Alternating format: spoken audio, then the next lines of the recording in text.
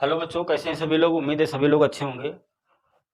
आज के इस टॉपिक में चैप्टर प्रत्यावर्ती धारा परिपथ में बहुत ही इंपॉर्टेंट डेरिवेशन पढ़ाते हैं। एलसीआर परिपथ क्या होता है।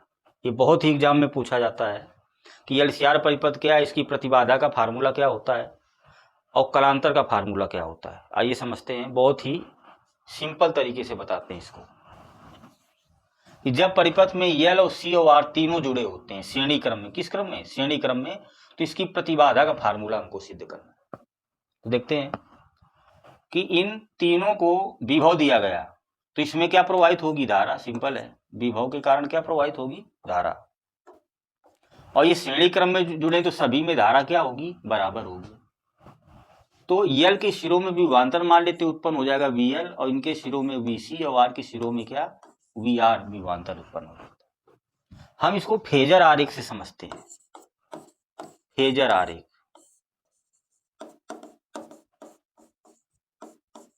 फेजर आरेख देखते हैं।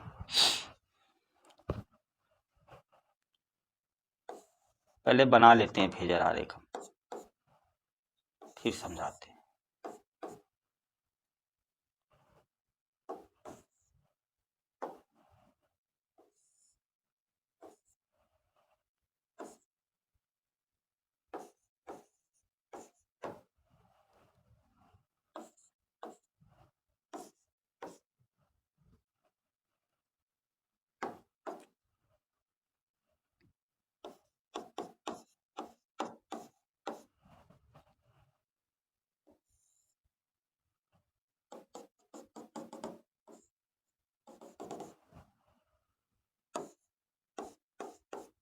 ये आपका वी आर है, कोई दिक्कत नहीं है, यहाँ लिख लेते हैं इसको।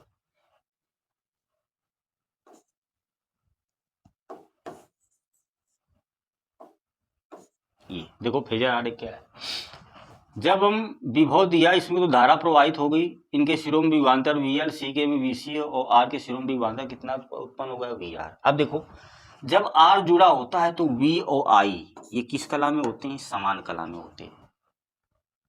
जब परिपथ में धारा प्रवाहित करते हैं तो आर के सिरों में जो विभवांतर उत्पन्न होता है और जो धारा, ये दोनों किस कला में होते हैं, एक ही कला में होते हैं, समान कला में होते हैं।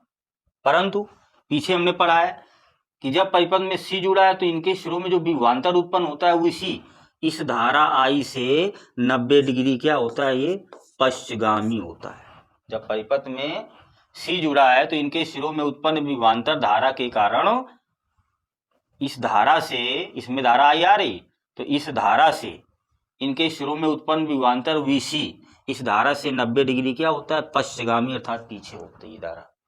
धारा आगे होती है, विभव क्या होता है, पीछे होता है।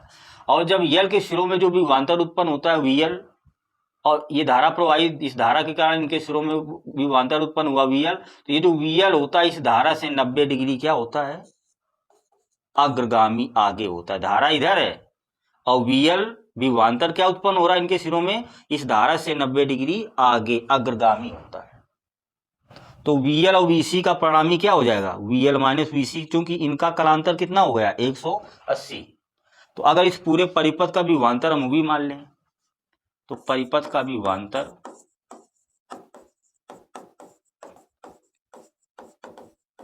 वी है, तो परिणामी विभवांतर देखो, आर के सिरों में जो विभवांतर उत्पन्न होता है और जो धारा प्रवाहित होती है, धारा के कारण इसके सिरों में विभवांतर उत्पन्न होता है, तो वी और आई एक ही कला में होते हैं, कोई आगे पीछे नहीं होता।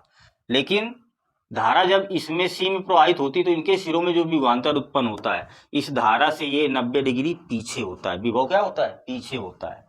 और यल के सिरों में जो विभवांतर होता है इस धारा से इनके सिरों में उत्पन्न विभवांतर वीएल इस धारा से 90 डिग्री आगे होता है।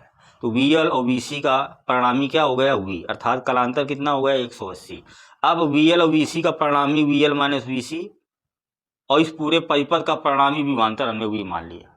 तो ये देखो परिणामी विभवांतर निकालेंगे, ये क्या होगा, कर्ण का स्क्वायर यानी वी का स्क्वायर बराबर लंब, लंब ये होगा, लंब किसके बराबर होगा, वीएल माइनस वीसी, तो वीएल माइनस वीसी का होल स्क्वायर प्लस कर्ण का स्क्वायर बराबर लंब का स्क्वायर प्लस ये आधार का स्क्वायर। आधार क्या है आपका, वी आर है, आधार क्या है, वी आर, तो वी आर का होल स्क्वायर, ये आ जाएगा।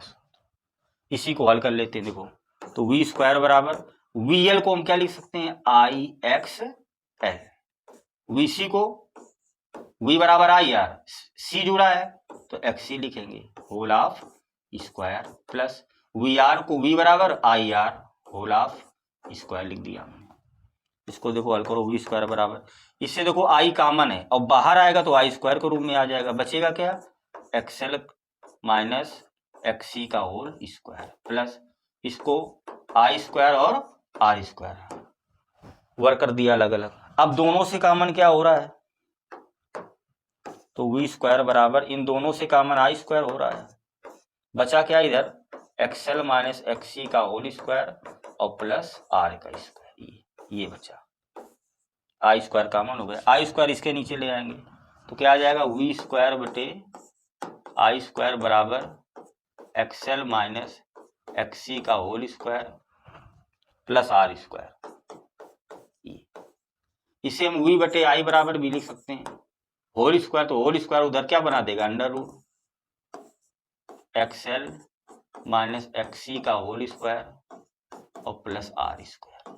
अब हम वी अपान आई को क्या लिखेंगे, प्रतिबाधा जेड, अंडर रूट क्या बचा, एक्सएल माइनस एक्स सी का whole square plus R square, ये प्रतिबाधा का क्या आ गया, सूत्र आ गया। जब परिपथ में एलसीआर परिपथ में प्रतिबाधा का सूत्र क्या होता है, जेड बराबर XL minus X C plus R square, इसी को आगे और बढ़ाते हैं, जेड बराबर अंडर रूट एक्सएल बराबर क्या होता है, ओमेगा एल, और एक्स सी बराबर क्या होता है, 1 अपान ओमेगा सी, ये भी लिख सकते हैं, और प्लस आर स्क्वायर, ये हो गया प्रतिबाधा का व्यंजक। एक बार फिर देख लेते हैं, देखो फेजर आरेख से कैसे,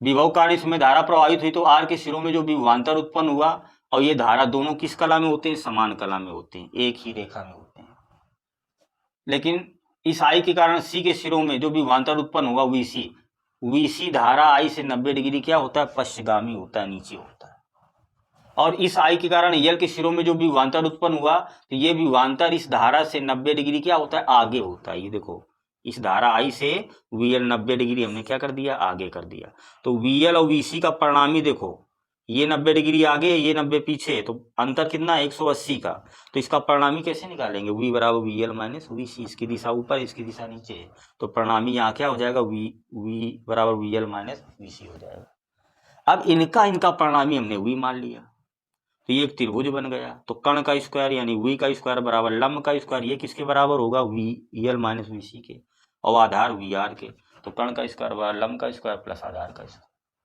वीएल की जगह आई एक्सएल, वीसी की जगह आई एक्ससी, वी आर की जगह आई आर, कॉमन ले लिया, हल कर दिया। अब अगर इसका हमको कलांतर निकालना हो, कोण कलांतर, देखो tan फाई बराबर सूत्र लगाएंगे, ये लंब ये होगा, ये किसके बराबर है, ये वीएल माइनस वीसी, किसके बराबर है, VL minus VC, tan phi बराबर लंब बटे आधार क्या होगा, वी आर होगा, ये फिर वीएल की जगह क्या लिखेंगे, आई एक्सएल, वीसी की जगह आई एक्ससी बटे वी आर की जगह आई आर। अब ऊपर से आई कॉमन लेके नीचे आई कैंसिल कर देंगे तो क्या आ जाएगा, tan फाई बराबर, देखो ऊपर से हमने आई कॉमन ले लिया, तो बचा क्या, एक्सएल माइनस एक्ससी और बटे आई आर, आई से आई कैंसिल हो गया तो आ गया क्या, एक्सएल माइनस एक्ससी बटे आर, ये फार्मूला आ गया कलांतर का। इसी को और आगे चाहे बढ़ा लेते हैं, तो tan फाई बराबर क्या आ जाएगा, एक्सएल की जगह क्या हो जाता है, ओमेगा एल फार्मूला, और एक्ससी की जगह 1 अपान ओमेगा सी, और बटे क्या है, आर है, तो ये सूत्र आ गया आपका।